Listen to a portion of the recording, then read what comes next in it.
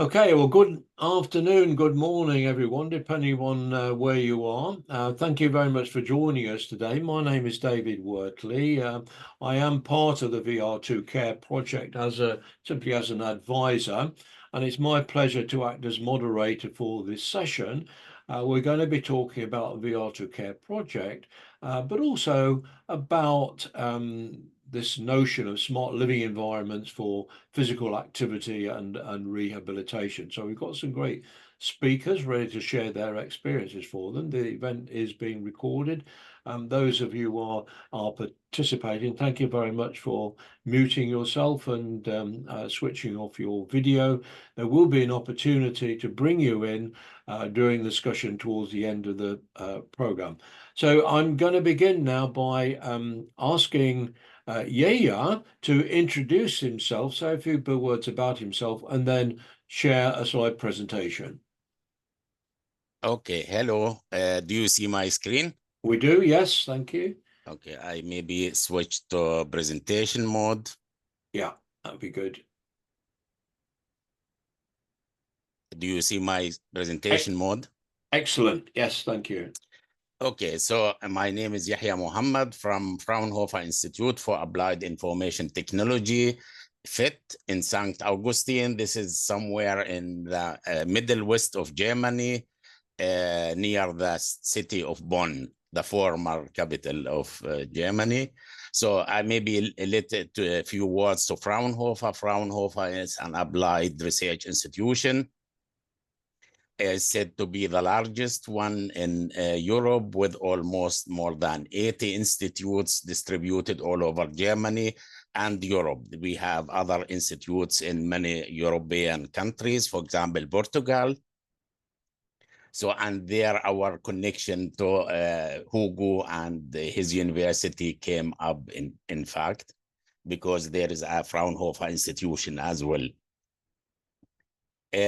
So what I will talk about today is about two projects related to VR2CARE. Both of them are intended for care of patients with multimorbidity and to support the care, the entire care life cycle, but mainly the care at home. So to empower the patients and their informal caregiver. So I will start with a care path. Before I start with it, maybe some general figures to care at home in Europe. So according to the European statistics from 2022, there almost 80% of all people in need of care are being taken care at home. So, and this depends from country to country. For example, in Germany, it's almost about maybe 70%, and in Greece, more than 95% of people are being taken care at home. And the care path is from the same cluster as VR2CARE. So these are projects funded by the European Commission by the Horizon 2020 program. And care path is about supporting the entire team providing the care, which are the clinicians at hospital or anywhere, and the patients at their home and their informal caregivers. And in this case, a story like, for example, a patient whose name is Carmen is with her daughter at home, and she gets all the a personalized care plan from the clinician, customized to her situation, with all the instructions, how many drugs she should take, at which time, which doses, and so on. We're supported with a lot of sensors that monitors her situation at home. And among others, like in VR2CARE, she gets individualized exercises program. And in care path, we have integrated the results of another European project called VV-Frail, where the clinician customize an exercise program for his patient or her patients, and they give them on their tablet, so that the patient gets all the instructions on a tablet and can follow the instructions or reject or modify them, and so on. And the clinician themselves can, supported by the system, create the care plans. They are supported by so-called clinical decision support systems and get early warnings if the system detects any issues with the patient. So this is in general how care path is working or has been developed. And there are many other ingredients inside it, like polypharmacy or other risk calculations, drug-drug interactions, intrinsic capacity, dementia profiles, and the whole local EHR integrated. And we are following standards. Maybe this is very important information for everybody in this field. We follow standards like HL7 FHIR. So the entire data is exchanged and stored in our system in following the FHIR standard. So, and the three pillars of a care path. So we have a home health monitoring system with many sensors installed at home. And we have a tablet called PEP, a patient empowerment tablet, where the patient and her informal caregiver get all the instructions, the entire care plan that they should follow. And we have the clinician dashboard called Advanced Dashboard and EICB, Integrated Chronic Disease Platform. And this is the three main pillars of the care path system. So this is to care path, and similar to care path, my team is running as well another project called ESCAPE, Integrated Healthcare for Multimorbid Elderly Patients. And this is similar to care path. The only difference here that we have a communication platform, a chat system where the doctors can chat online with the patients and ask them some questionnaires, questions via questionnaires. And according to the gathered data, there are some analyses that show the doctors the current state of these patients. And similar to care path, it integrates a lot of other elements that support the physical activity, for example, of the patients, and much more.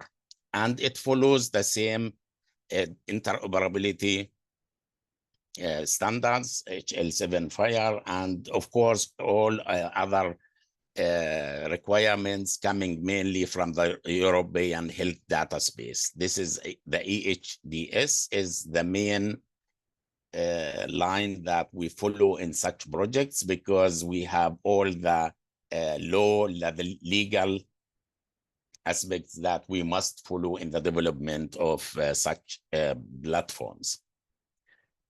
So in general, we at Fraunhofer, we follow a layered architecture from our core e-health system called Emergo. And it consists of many layers, for example, beginning from the top. So we create front ends for different users, for different devices, with different abilities and roles and so on. And beneath it, a security layer for authentication, for role distribution, and so on. And beneath it, we have the application layer. We can, in fact, create any required application in the field, like care plan management, decision support systems, EI support system, data analytics, patient and clinician dashboards, informal caregivers dashboards. And I will not go through all the pillars beneath. So we have technical, of course, layers that with the persistence layer, the knowledge layer, and the so-called service layer, with all the EBIs and the terminologies, the codes that are used in medicine, and the guidelines and regulations.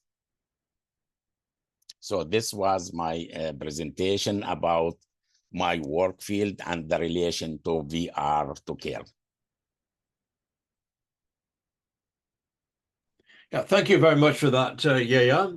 That's very interesting.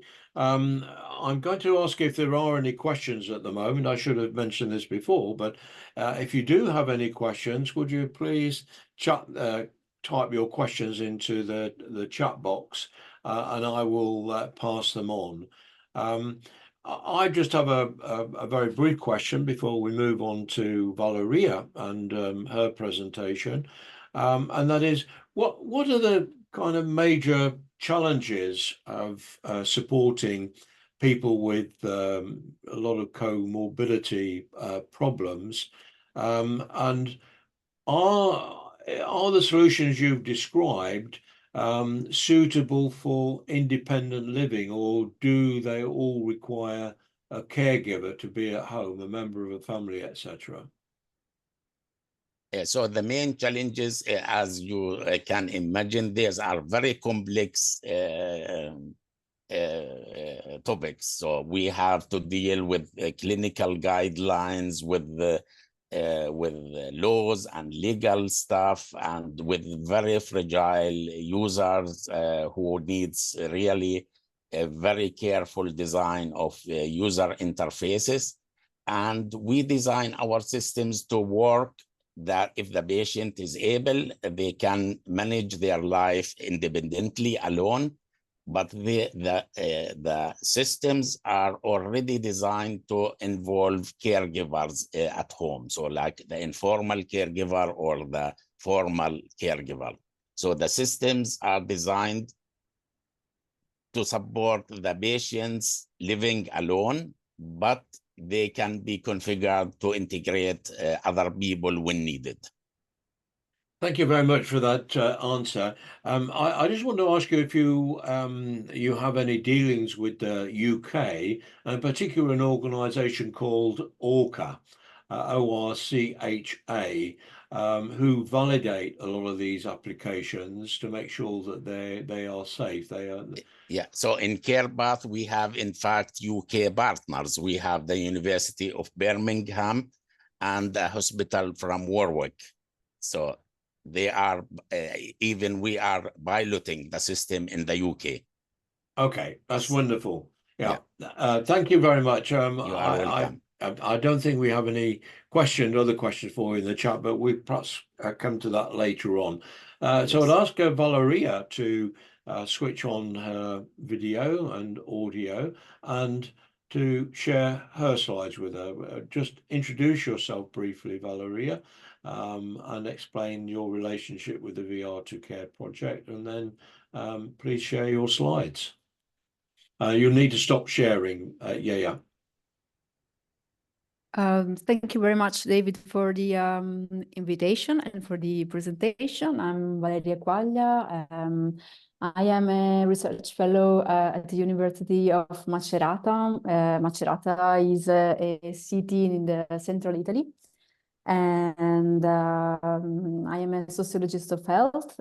So my research interests cover various topics around the sociology of health and illness. I work on men's health, chronic illness, disability, and also, of course, on aging and technologies.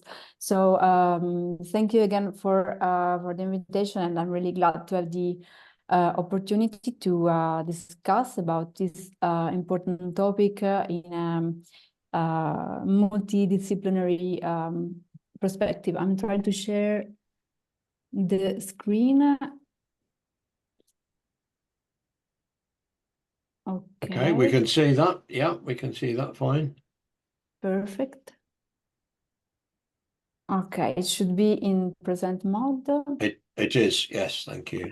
Okay, thank you very much. Well,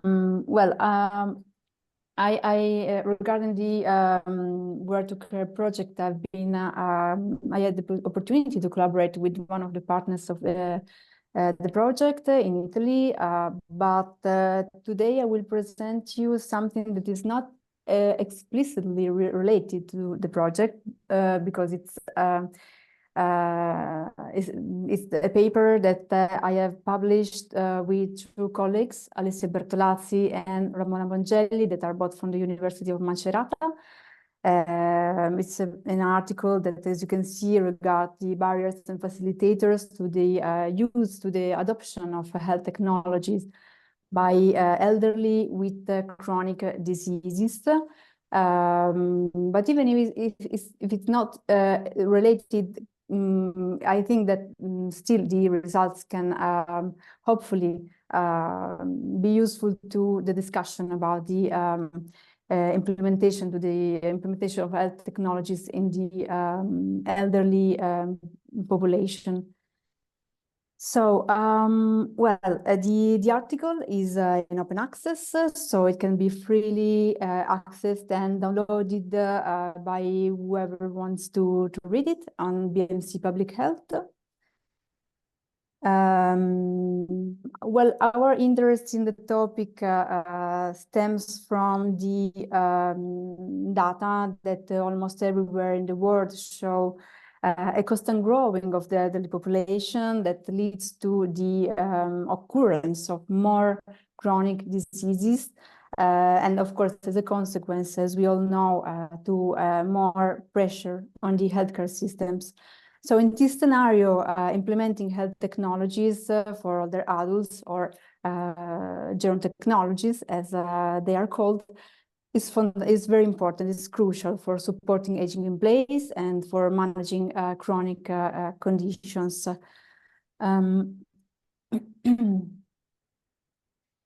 Nevertheless, despite the great promises and the potential of these technologies, according to the literature, their actual implementation seems to be still quite challenges. And as we will see in detail in a while, the literature highlights some specific obstacles, some factors that hinder the adoption of this type of technologies. Looking at the literature, we can see that there is a growing interest in this topic, of course. But we have noticed that knowledge as of today still remains quite limited. It is limited because usually studies focus, for example, only on one type of disease, or, for example, evaluate on just one type of technology, and so on. So it's a bit fragmented. For this reason, we wanted to, let's say, map all the empirical literature regarding this topic.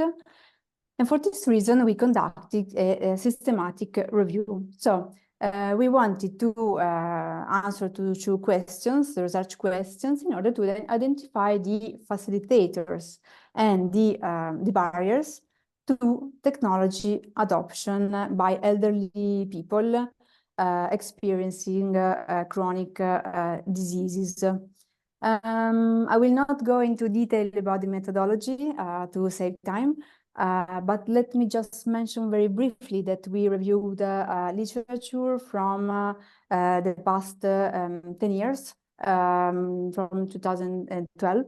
And we focused only on empirical research that has been conducted with all types of methodologies, so from qualitative to quantitative, and also, of course, mixed methodology.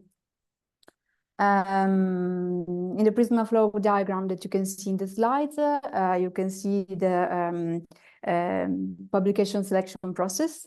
So we have retrieved a total of 9,906 publications.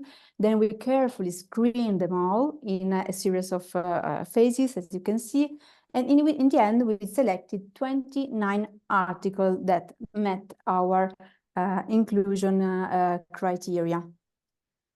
So basically, we included empirical studies that were published in English, involving individuals that, let's say, samples that had individuals aged 60 or above with chronic diseases, research focusing on technology adoption and for disease management, and using all type of methodologies. And of course, then we screened also for the quality of the research design.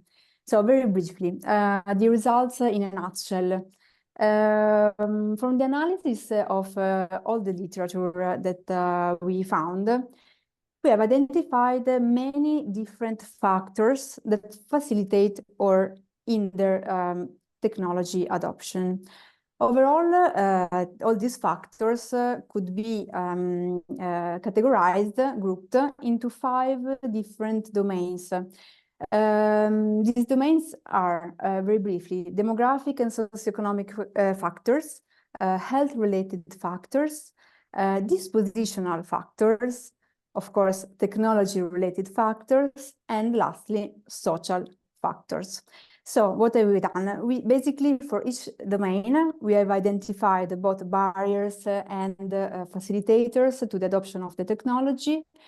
And we also have distinguished for the specific type of technology that has been took into consideration by the studies. Of course, this type of classification that we used is not intended to be very rigid. But it was rather used to make the results more intelligible as possible. Regarding the first group of factors, that is the demographic and socioeconomic factors, from the analysis, it has emerged that, for example, the effect of increasing age on the use of technology is of course important, as we could imagine. But it's interesting that it appears a bit conflicting, depending on the type of technologies. For example, some studies suggest that increasing age acts as a barrier to the use of technology. And this in particular for ICT tools that are aimed to health education. However, other studies, other research show that some technological intervention, such as the use of pedometers or telemedicine services, are not impacted by older age, and elderly people use it more with increasing of the age. In contrast, the impact of the educational levels on technology use seems to be more consistent. In fact, older adults with a higher level of education tend to have an advantage in adopting various technologies. Conversely, those with lower levels of education tend to be limited in their use and in the acceptance of technology. Then we have, of course, economic factors that play an important role in the adoption of technology.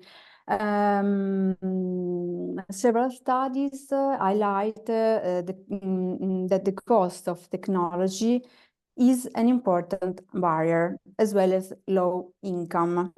In addition, as we could expect, a lack of internet connection or insufficient space in the home for the technology may also hinder the adoption of technology. However, it should also be considered in this regard that different types of home-based technologies may offer cost-effective advantages because they allow individuals to save time and to save resources for medical visits, for medical examinations. very briefly. Then, of course, we have a group of factors that are related to the health of the patient, of the users. In particular, studies have examined these type of factors, have highlighted that a better or worse cognitive status makes a significant difference in facilitating or hindering the adoption of technological intervention. Furthermore, on the other hand, the technology seems more likely to be accepted if it is introduced at an early stage of the disease. On the other hand, the research has highlighted the adverse impact of comorbidities or, let's say, a complex health situation on the adoption of technology. Lastly, important barriers were also poor learning skills and sensory deficits, such as, for example, poor vision or poor hearing, especially for the type of technology that requires a more active role of the user. Then the third group of factors concern the attitudes and disposition of elderly people to health technology. In this case, the acceptance or rejection of technologies mainly depend on the, for example, the possible skepticism of the patient about the accuracy of the data, but this regardless of the fact that the data can be or not actually accurate. So it's more something that regards the individual disposition. So it depends on their will or, of course, the lack thereof to learn new ways of managing their diseases. And it depends also on the past positive or negative experience with technology. Another important factor is, of course, the level of health literacy, and another important factor is the fear. For example, the fear of using new devices, but also the fear of changing, the fear of change. So the fear of change, the daily routine that elderly often have. Then I've almost concluded the presentation. We have, of course, the technological factors, for example, perceived ease of use, the technical issues while using the device, the involvement of the user in the development of the technology, the design and the appearance of the device, and mostly of the robot. So this also seems to play an important role in the adoption of the robot, because if they like it, they are more it's more likely that they want to adopt it. Then we also have the clarity of information that are displayed, and the fact, the possibility of receiving support if needed. It's also an important factor. Then we have the last group of factors that revolve around the social factors. And these type of factors sometimes are maybe a bit underestimated, but they are also important. For example, patients are more likely to use health technologies when these devices are perceived to improve social relationship with the healthcare providers, but also maybe they help to communicate with other family members, and when they receive social support. So when there is a caregiver or a family member that helps them learning to use the technology. But interestingly, we found that the presence of the family members in the house can either help or hinder the use of technology. And this depends, of course, on the type of technology. For example, older adults may benefit from family members, as I said before, encouraging them to use devices, while having more than one person in the house could, for example, interfere with data collection in the case of technologies using sensors. So finally, there is also the fear that the technology could replace the in-person contact with clinicians and relatives, and this also might be a barrier to the use. So it's something that needs to be considered. So in conclusion, we have found that there can be many factors that influence elderly people with chronic condition to either adopt or reject health technologies.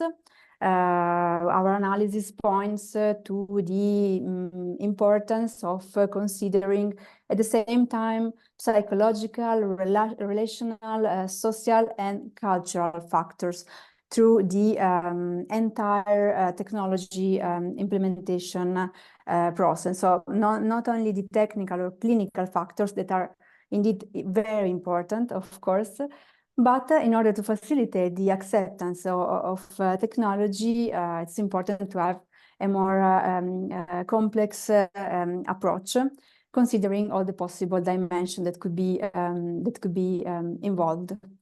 So thank you very much for your attention. Thank you very much, Valerie. I found that very interesting, having acted as a part-time caregiver for my partner's father, who had multiple comorbidity problems. I can understand the results of your research very well. I mean, I am hopefully technology literate. But even so, even though a good relationship with my partner's father, it was often difficult to persuade him to use some of the technologies. So I just one question. It's not something that you seem to have addressed in your research, but did you get a feel for any particular chronic conditions which lent themselves better than others for using this remote care? For example, Parkinson's disease or dementia. Obviously, we've got significant problems, but what about conditions like diabetes? Were there anything that stood in your mind for conditions that responded better to remote care? Well, in our article, we have done a little bit of research about the type of diseases that have been. Just a second, to try to. Am I still sharing or? Yes, you are. Yes, you're still sharing. Okay. Okay, I don't know how to stop it, but anyway. Well, we have seen that basically there are, as I told you before, many research just focus on one type of disease, while actually people experience sometimes comorbidities, so should be considered more diseases at the same time. But it's interesting that many of the technological solutions can be applied to different type of diseases, and also the insight that can be that come from the analysis can be applied to different type of technologies. For example, we didn't have time to talk about the gaming. The gamification process used in many technology devices, and this could be, for example, useful for, as proved useful for example, the management of diabetes. Just a second, I don't know where.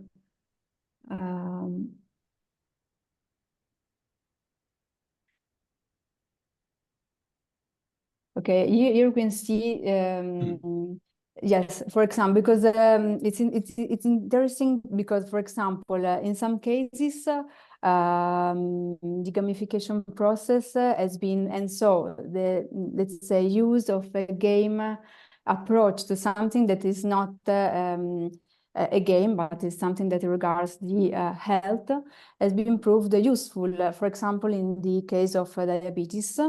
But in some other cases, the competition, for example, can be perceived as more challenging and something that doesn't help the adoption of technology. So it depends a bit on the type of technology, of the type of, and of course, on the person. So Yes. what emerges is that it's very important to apply all these factors to the specificity of the person. So Yes. to personalize, let's say, the care delivery to the person according to the disposition, the specific needs, and so on and so forth. So yes. Yeah. So I think you've hit the nail on the head. It's all about personalization. Every individual is different, and people respond differently to different circumstances. So there is no one size fits all for any of this.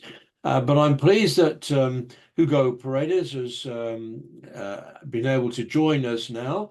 His plane's landed, and he's managed to find a space to use his laptop. So I'm going to ask if you stop sharing your screen, Valeria.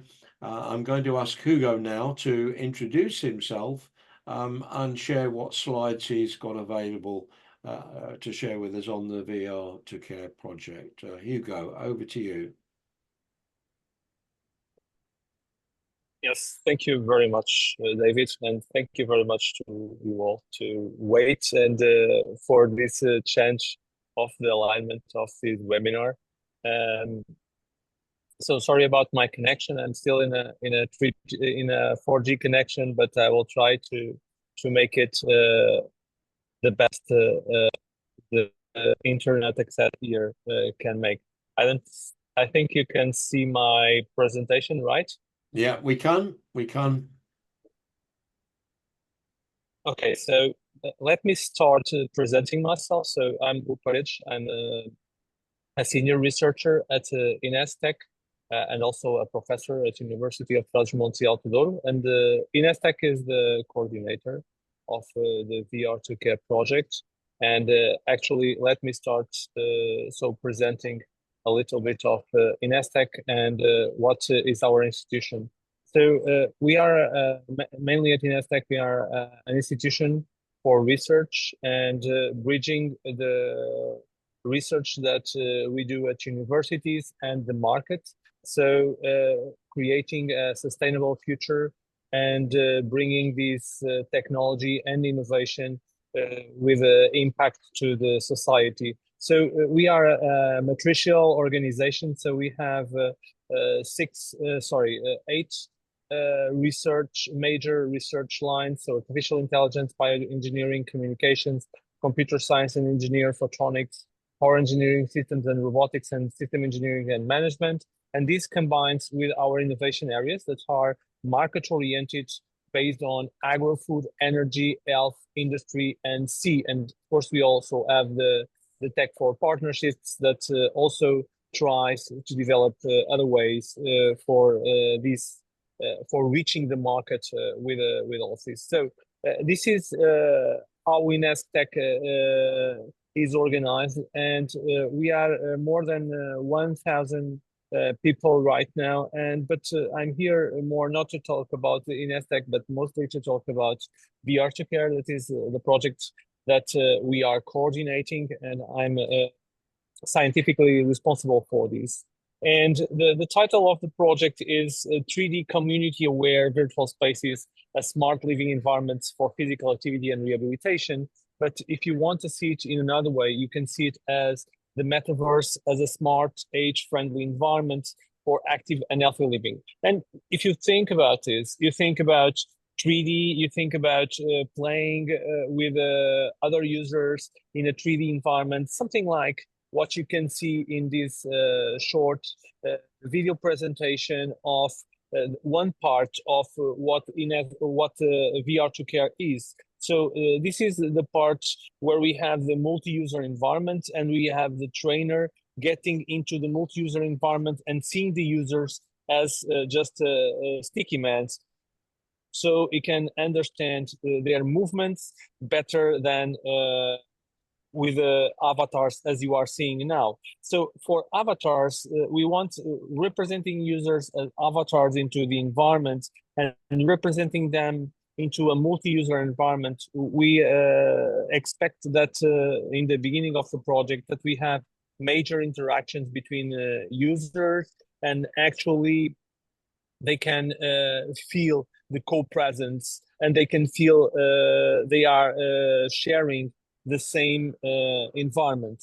But of course, the project that started 2.5 years ago just show us that actually to have this vision and to create this kind of multi-user virtual reality system requires many more than this, and requires one thing that you are talking about right now, that is personalization. So you need to create personalized pathways for each user. So you need to create what each user needs to do for their situation in a specific case. So we can introduce a specific case, or we can see it generically. But another major topic that I want to focus here is also which users and which personas we should select for these. And to adopt this kind of technology, we need ambassadors that have high digital literacy, that are engaged to technology, and actually can want to be in the front line and want to be the first adopters or the early adopters of technology. Of course, when we see older people, this is quite more difficult. But what we learned with the project, it's not only about olders, it's all about the primary, the secondary, so the persons that actually provide them with the technology also must be fully engaged with the project. But let me go further and talk a little bit about how this is possible. So it's not only the 3D environment, but we need to create to have these applications that can lead to the 3D environment. So we need to have first of all a system where we can host the pathway. So we need a telemonitoring system where we can have not only these multi-user synchronous sessions, but also individual sessions. And these individual sessions can be done by each user at their home or at any other place. So we also need these sessions not only in groups, but also one-to-one with their personal trainer. And we can also have these personal health monitoring ways. So when we get these into a full system, we can also bring these to the users that they can autonomously play with a system. So in VR2CARE, we focus a lot on our users and the usability of the system. So they just need to press one button to access to VR2CARE. So we have a small box that is really like a setup box that you have for the TV.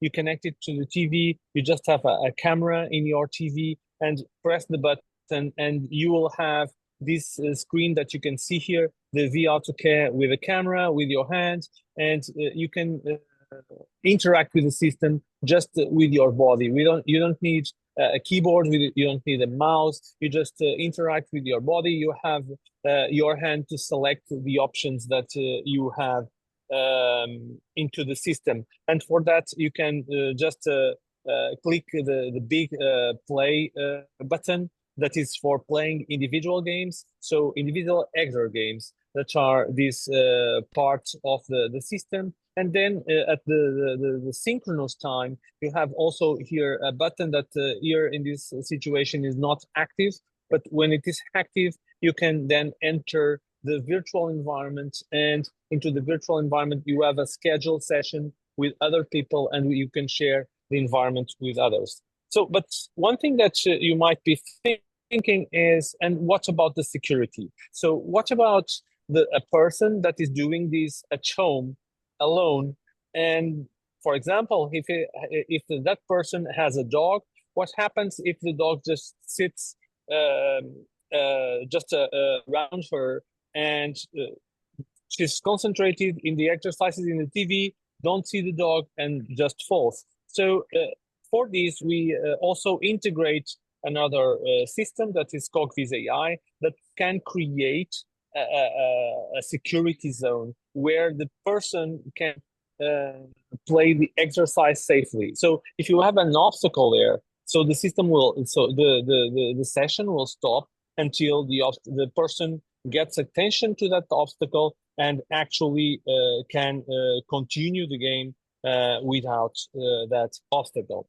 And of course, for health monitoring, you don't do it in your TV, but you do it in a normal smartphone application. So this is provided by Altis Labs and is part of their system. So it's the Smart Health system, and you can also bring lots of health devices and health data that can be combined with this data and united in this single platform. But we want a little bit more, and we know the importance of psychology. We know the importance of following up all these people, of understanding how they are feeling, how they are going with their exercise. And for that, we also have the follow-up and supervision. So through the platform, you can supervise what they are doing. You can see if they are doing the plans, if they are doing the exercises, if they are following the pathway, and of course, give them some motivation, talk with them, and following them up. So from a more technological perspective, let me just show you this architecture. And going back to what you were saying, David, about the ORCA and the standardization and the certification of these kind of applications. We are working at VR2CARE, we are working as a system of systems for digital health and well-being. So we have the VR2CARE connector that connects systems that already exist. So the Reability from Imaginary, the Smart IL from Altis Labs, the Cogvis AI from Cogvis, and what was being developed from scratch in order to be integrated with this whole ecosystem based on technology that Inestec has provided some years ago, is the multi-user environment, along with a companion app that allows to control all of this. So this is what we bring to our pilots during the last 6 months. So we have some interesting results regarding the adoption of this technology, how this technology can reach our users. And I will, with this, I just finish my presentation and finish the presentation of VR2CARE. Thank you very much, David. Thank you very much, Hugo. That was very, very interesting. There were some interesting features that you brought out, and some of the challenges that I'd like to touch on, perhaps with some questions. But I'm going to open it up to questions now, and I'd ask our two other presenters to switch their screens on and open their phone. So if you have a question, please type it into the chat or stick your hand up so that I can see you've got a question. Whilst we're waiting for that, and thank you all for your presentation, I found them absolutely fascinating. The event has been recorded, so we can actually share that afterwards with other people, or make that available for people who weren't able to attend this session. But Hugo, yeah, I have a question because I've been involved, as you probably know, with quite a number of different projects to do with healthy aging and the use of technology for older people. And there's a couple of things that I wanted to ask you. I didn't know whether you're familiar with a solution called Alcove VR. at all. Have you ever heard of that? It was developed by the American Retired Persons Association called Alco VR. It's on the Meta store, and essentially what it is a virtual apartment, which can be customized to the older person. So if you can imagine it, it's a modern apartment that's got an outside balcony. It's also got an outside seating area, and it's got a big living area with a multimedia screen, and quite a number of different tools which allow people to put their own content in. So you can put your own pictures up on the wall.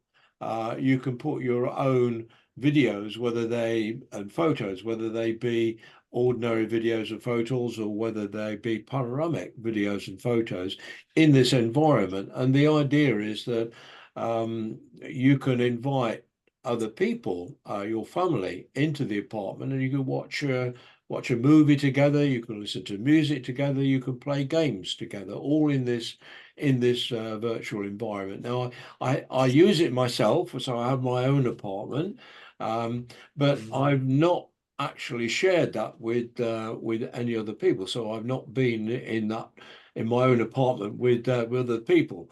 And sorry, this is a bit convoluted, but the question that I have is really related to multi-user virtual environments. And even though I'm technologically literate and I've been involved in virtual worlds and the metaverse for well over 20 years, when I go into a room where there are strangers that I don't know personally, I feel very uncomfortable. I feel very uncomfortable because it's a virtual environment. I wonder if you, and so for me, it seems that the application that you showed where people can exercise with a trainer or do exercise on them, they're not only technically easier to implement, but also possibly more accessible to a lot of older users. Have you got any comments on that? Yeah, so thank you very much, David. It's a great question, and actually privacy and security, it's actually a concern for all of us, and security of older citizens, that their literacy and their digital literacy is not so high. It's much more important. So what we wanted to do here is to create an abstraction layer regarding that.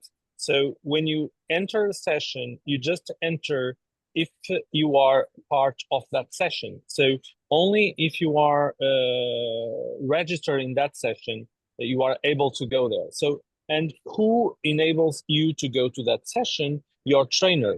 So your trainer will enable you to go to that session and will put you in that session with that group. So your trainer is your third party, your third party of confidence. So you trust. So your trust your third trust party. So you trust on your trainer. So you'll be in that session with your trainer and with people that your trainer knows they are joining. So, and the system also limits the number of persons that can be in this session to around 5 to 10 people. So you cannot not have more than 10 people in the session. So they can only be in that session. So this is not, and what we wanted to do with VR2CARE was not to create an open world like the metaverse, but just a protected metaverse as your first steps into the interactive technologies, into these XR technologies. So these older persons can have the benefits of what these technologies can bring to them, but of course, making transparent for them other concerns that we know exists with this kind of technologies. And there's also one other thing that is quite important, that this is not fully immersive. So they are not using Google's, they are just using their TV screen. So because the TV screen is the primary interaction device for older person, it's not an interaction device, it's a visualization device. I mean, yeah, an interaction device. Your audio cut out Sorry, there my for a internet second. connection. Yeah. Okay. Yeah. So I sympathize with you. Yes. Yeah, what we want actually to do is actually to have this TV as an interaction device, so an open door to the world, so they can communicate through their TV. That is their main door to the digital environment, without the complications that these kinds of technologies can bring to them.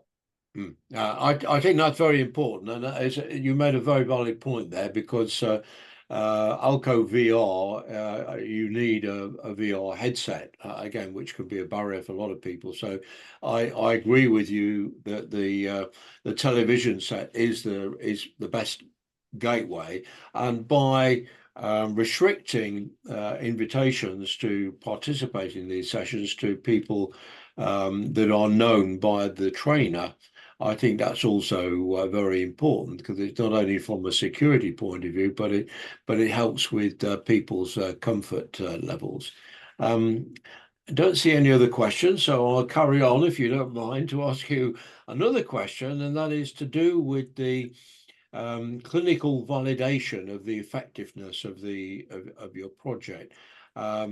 Now, I've spent many years evaluating a number of different wearable technologies, so I'm a kind of geek in that sort of area. Got many different devices, and I've seen how they've become increasingly medical grade. Do you have any strategy or any thoughts on how you can prove the effectiveness of the VR2CARE project in terms of clinical outcomes? So first, that's also a very good question. And if you see VR2CARE from a technological perspective, VR2CARE is a system of systems. So we have many applications that are working together, so that they can actually perform independently, or they can perform together. So some of these applications are already certified. As you probably know, Reability is already certified for medical use, and actually it can, as a standalone application, it is a certified application. But other applications are not, as for example, so SmartIL don't want to be, at the moment, it doesn't want to be a medical application, but a smart living application. So it cannot be restricted to medical devices, but to other devices, because if you have a certified medical application, you will not be able to use data from your smartwatch, because your smartwatch is not a medical device. So you need to have data only from medical devices. So you will have restrictions regarding that.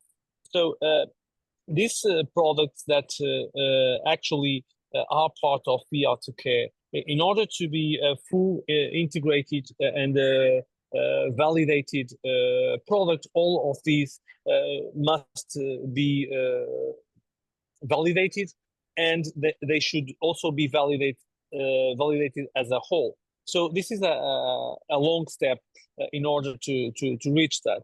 But moreover, you should also understand the limitations of technology, and where we need to reach the technology readiness level of what we have now. So some of the products, some of the components of the system are already products, so they have reached the market, and others just jump from research to a demonstrator. So they are not products yet. So they could not be certified at this moment, and they have limitations that needs to be overcome. So probably I believe that in the future this could be used for medical purposes, but I believe first and before going for medical purposes, I would say this should be a very important tool for active living. So to the older users can actually perform exercise and can do exercise and can interact with each other and can have an active life, and this could help.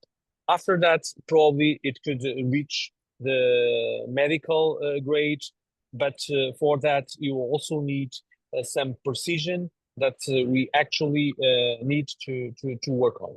Okay, thank you very much. We are actually just gone past the scheduled close time for this webinar, but I want to give Yaya and Valeria an opportunity to say some closing remarks before I bring this to a close. So, Yaya, has there any observations to add? Yeah, I can add that home care, as said, is a very important aspect and should be supported via technology with more systems, as at least in Germany, if we would bring all care-dependent persons into institutional care, then we would need immediately 30,000 new home care centers and many millions of institutional caregivers. So I think, as with the demographic change, we need more systems. We need to validate all these systems and bring them to the market, because there is a big demand for such support for the home care, the multimorbidity, as Valeria said. Yeah, this is my conclusion. Thank you very much. Valeria, what would you say? Well, sorry, but my connection was not very good. You asked if I have some concluding remarks, right? Yes, some closing remarks. Yes. Okay, thank you. Well, I found it very interesting to listen to the presentations, and well, I think that they well shows that interactive technologies for active aging hold really great promises. But in my opinion, they also poses some challenges that maybe should be in the future taken into account. Because on the one hand, they can foster more interaction with the caregiver, a great personalization and also precision in the delivery of healthcare.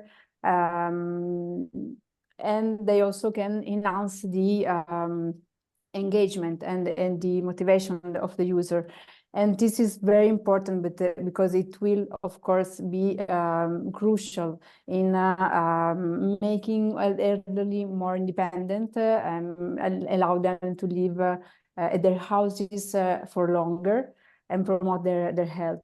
From, let's say, a sociological perspective, I think that it would be interesting to think about how to apply these experimentation, these projects, also, let's say, after the project. So it would be very useful that the healthcare system would implement these technologies in let's say in everyday delivery of healthcare. But of course, in order to let, let's say, everybody use and access this type of technology, it would be important to remember that there are some social inequalities. So there are some social groups that have more difficulty to access this technology. So, for example, people with less health literacy, with lower education, with lower socioeconomic status, and so on. And so I think that the healthcare system should provide all the necessary tools economical, cultural tools to be able to use these type of technologies, and also to lower and hopefully eliminate health disparities in the future. Yeah. Thank you very much. You make a very valid point there, Francesca. I'm going to give you an opportunity to say something. If you'd like to unmute yourself, you've been sat there very patiently listening to the whole thing. So, would you like to make a few remarks briefly? Well, we were in the testing of the VR2CARE system, so we had the opportunity together with Valeria to see how the users reacted to this technology.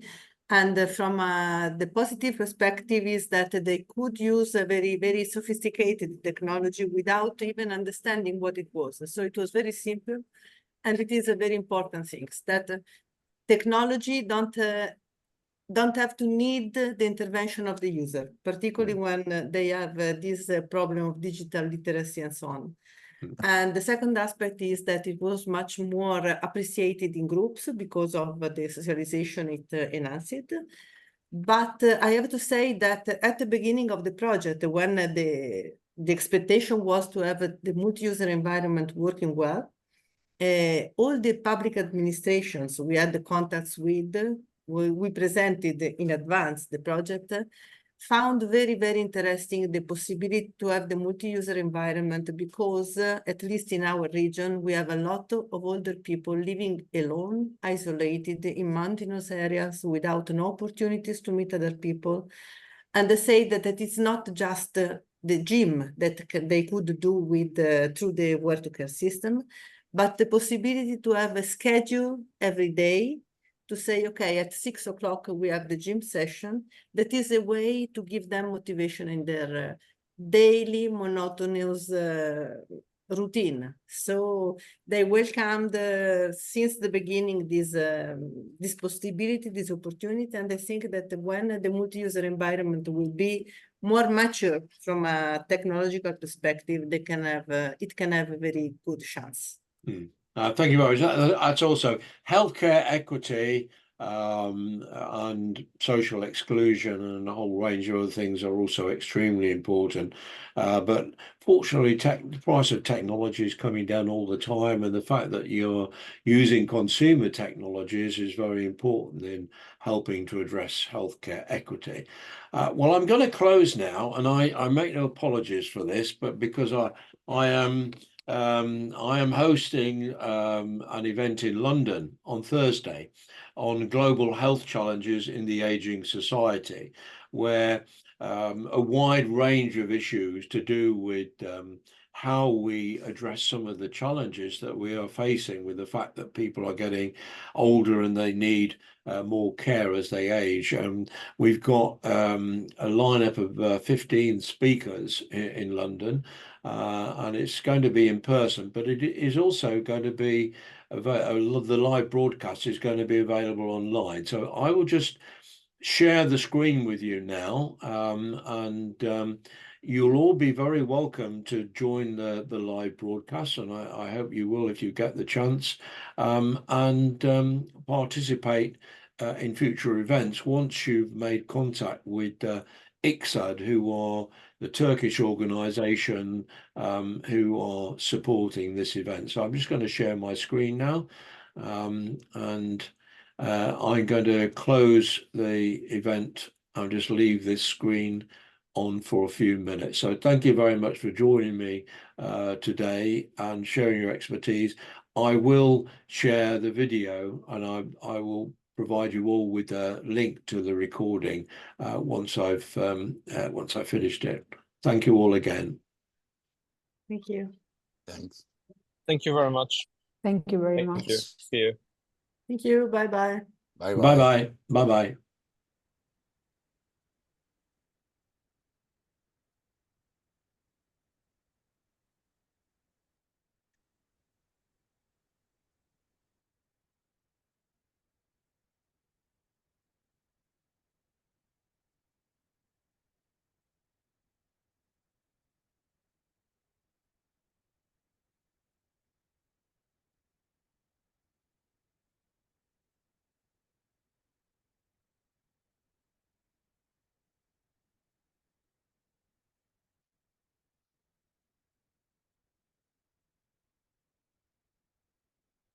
Thank you, everyone, for joining the session today. I'm now bringing it to a close, and thank you for your participation and attendance, and to all of our speakers for some very stimulating presentations and discussions. Thank you.